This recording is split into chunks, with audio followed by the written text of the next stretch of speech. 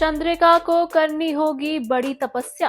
क्या चंद्रिका की ये बड़ी तपस्या रंग लाएगी? जी हाँ, हम बात कर रहे हैं जी टीवी के पॉपुलर टेलीविजन सीरियल वसुधा की, जहां एक और आप देखने वाले हैं कि अब चंद्रिका वसुधा को अपनी बहू के रूप में अपनाने को तैयार है। लेकिन वह ये भी चाहती है कि उसके साहब बिल्कुल ठीक रहे, उसका पति बिल्कुल ठीक रहे और उसके साथ कुछ भी बुरा ना हो, जिसके चलते वह पंडित जी को अपने घर बुलाती है और उनसे बात करती है और वह बताती है कि वह कुछ ऐसा उपाय चाहती है जिससे कि उसके साहा के ऊपर कोई भी आंच ना आए और वह बिल्कुल ठीक रहे। साथ ही वह वसुधा को भी इस घर की बहू के रूप में अपना पाए।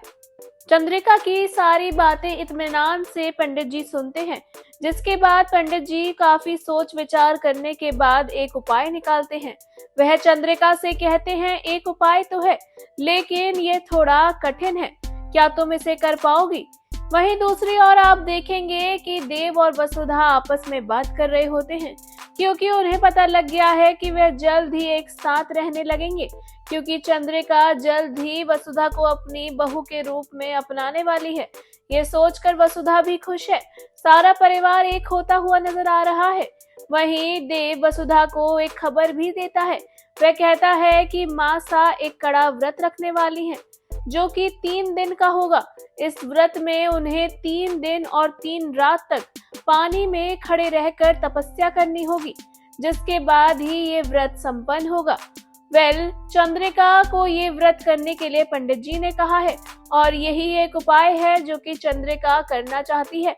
वहीं दूसरी ओर वसुधा को ये सब देख के अच्छा नहीं लगता है। वह नहीं चाहती है कि उसकी देवी हुक्म को कोई भी परेशानी हो या फिर उसकी वजह से इस तरह का कड़ा व्रत करना पड़े। ऐसे में वसुधा को ये सब देखकर बुरा लगता हुआ नजर आएगा और वसुधा मना भी करेगी चंद्रिका को व्रत करने से। हालांकि चंद्रिका वसुधा की बात मानेगी या नहीं, ये देखना शो में दिलचस्प होने वाला है।